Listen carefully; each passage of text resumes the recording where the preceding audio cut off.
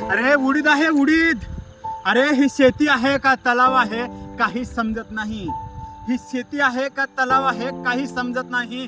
सरकार शेतकऱ्याचा खेळ बनवलाय तुम्ही. नका ना आमच्या व्यथेशी खेळू. अरे हिंदू है तो हिंदू की खातिर लढना पडेगा. अगर लढना है तो बीजेपी को वोट करना पडेगा. हेच विचार करून आम्ही तुम्हाला निवडून दिलो आहोत. तुम्ही काय केलं?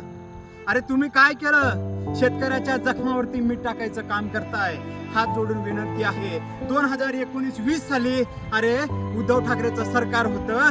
वाटलं की कर्जमाफी होईल, केली. कर्जमाफी केली पण नियम लावून केली. अरे आमची कर्जमाफी झाली नाही. बापाचं टेन्शन कमी झालं नाही. आज बाप नाही माझा. अरे बाप राहिला नाही, कर्ज आहे. सरकार असं वाटलं तुम्ही कर्जमाफी कराल. तो कर्जही तसाच आहे. आता परत ही शेती, परत हा निसर्ग आमच्या भावनेशी खेळतोय. किती दिवस हा शेतकरी असाच मिळायचा सांगा ना तुम्ही. किती दिवस भीक मागायची वेळ आली आमच्या समोर आणि तुम्ही आम्हाला दाणे टाकताय, कुठेला टाकताय. तसं नका ना सरकार. अहो एवढे आमदार आहेत, एवढे खासदार आहेत, कमवून काय तुम्ही वर नेणार आहेत का तुमच्या बरोबर? अरे सांगा ना, शेतकऱ्याला न्याय द्या. अरे 1-2 कोटी रुपये द्या ना.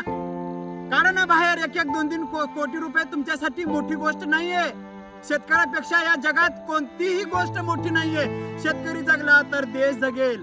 शेतकरी मेला तर जग संपेल. तुम्ही कमवलेलं घर विका, गाडी विका. अरे बाहेर देशामध्ये जाऊन जे फ्लॅट घेतले आहेत, मोठमोठे उद्योग उभा केले आहेत, त्याच्यातून बाहेर काढा ना नोटा जरा शेतकऱ्याच्या जखमासाठी. धन्यवाद.